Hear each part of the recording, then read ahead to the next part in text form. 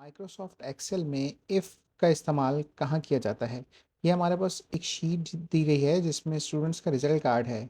Student का score दिया गया है और हमें उसमें एक कॉलम जो दिया गया है पास और फेल का, उसमें हमने इसको इम्प्लीमेंट करना है कि बच्चे पास हैं या फेल हैं।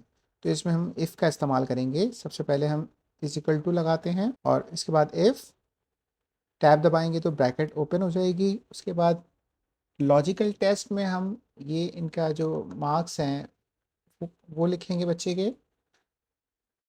उसके बाद ग्रेटर देन का साइन लगाएंगे। ग्रेटर देन के साइन का मतलब है कि जो हम टोटल मार्क्स लिखेंगे, इससे ज़्यादा अगर मार्क्स होंगे बच्चे के तो वो बच्चा पास होगा। ग्रेटर देन साइन के बाद इज इक्वल टू का साइन लगाएंगे और 33 जो हमारे पास क्राइटेरिया है पासिंग का वो लगाएंगे। बाद कॉमा लगाएंगे,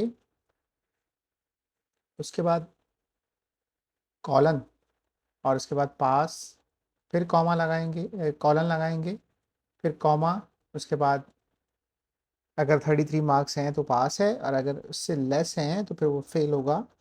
इसमें दो वैल्यूज़ का क्राइटेरिया दिया गया है, वैल्यू ऑफ ट्रू और वैल्यू ऑफ फॉल्स। उसके बाद कॉलन लगाएंगे, ये वैल्यू ट्रू हो गई और उस पर वैल्यू इफ फॉल्स में हम लिखेंगे। कॉलन लगाएंगे इसमें, कॉलन लगाने के बाद फेल लिखेंगे और फेल लिखने के बाद दोबारा कॉलन लगाएंगे। कॉलन लगाने के बाद हम ब्रैकेट क्लोज करके एंटर करेंगे तो हमारे पास या फेल का रिजल्ट आ जाएगा। तो जैसे ही हम इस पर डबल क्लिक करेंगे इसको सेलेक्ट करके तो पूरी शीट का रिजल्ट हमारे सामने आ जाएगा।